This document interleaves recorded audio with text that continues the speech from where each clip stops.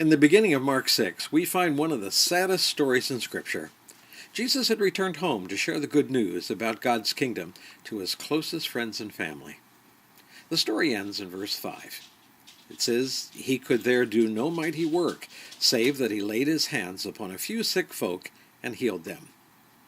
There's so much irony in this verse. I would consider healing just a few sick folk to be wonderful. However, I guess everything is relative. The disciples were used to so much more. For the end of Mark 6 says, "And wheresoever he entered, into villages, cities, or countries, they laid the sick in the streets, and besought him that they might touch, if it were but the border of his garment. And as many touched him, they were made whole." I think the disciples were subject to the human desire for more, bigger, and better.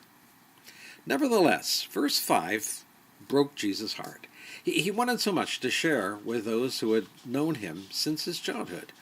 And that was the problem. When we've known someone or something for a long time, it or they cease to be special. How could this carpenter's son do these things? And so little, if anything, was done. And the situation is much like now. So little is done. Could it be that we have become like the hometown folk in Nazareth? Have we grown up with Jesus by going to church every week and learning our memory verses? We've just gotten so used to the message that it has become common and it has lost its impact on us. Have we become hometown folk? I'm Roger Bothwell.